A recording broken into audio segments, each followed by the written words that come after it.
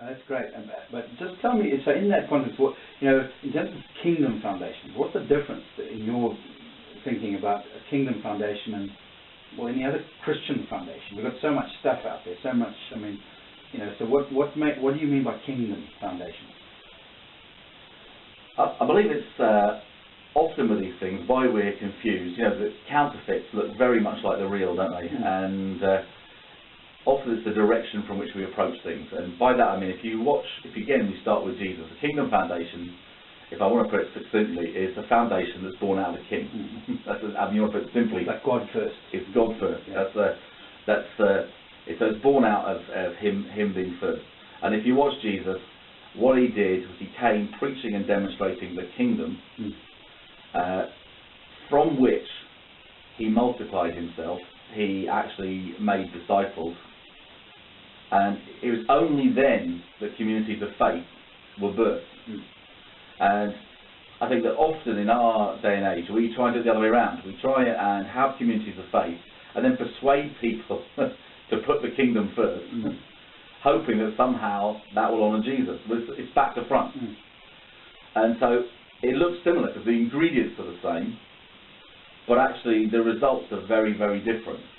To use a different illustration, as foundations, it's like true grace produces real discipline. Paul talks about, because of the grace given me as an apostle, I worked harder than all the others. But if you turn those the other way around, where you try and work for grace, you have rampant legalism. So even though they're the same ingredients, grace and discipline, they have to be in the right order. And so what we say is, unless you get God first, the thing ends up being a mess, even with the right ingredients. None of us think, and we certainly don't think, that Christians get up in the morning thinking, how can we muck up the kingdom of God? They love Jesus, they want to serve him.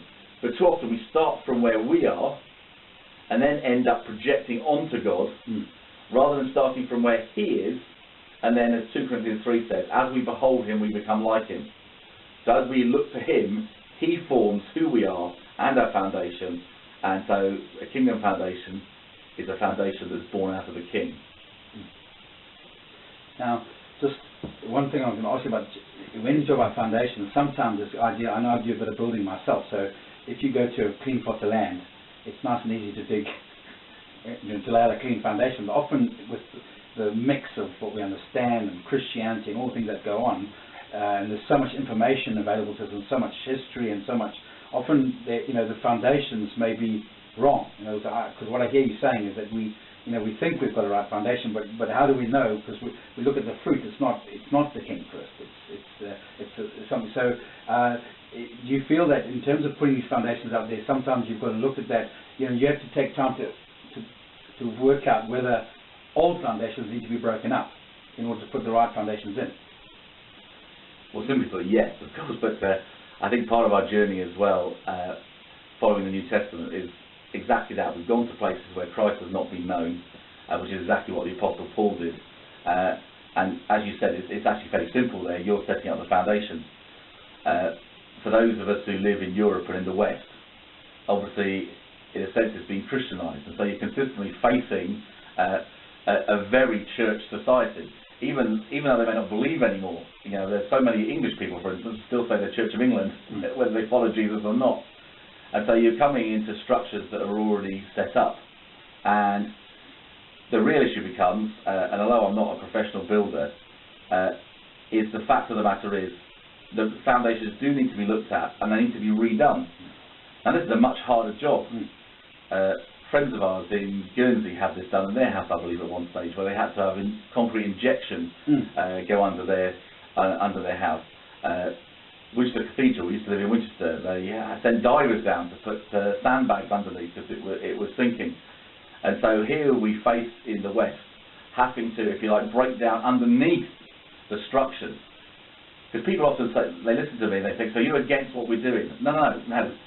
What you do is just practice. It's where does it come from? That's the foundation. The foundation, yeah. And so we need to get underneath. Where does it come from? What's birthing this thing? And change that. Otherwise, we will just move from structure to structure, form to form. And in a sense, it's like when Jesus said, you clean out one demon, 7 worse come. I think we change one structure, say, now we've found the real Jesus structure, we just get into the same old religion, the same old liturgy, and so on and so on. We just replace those things.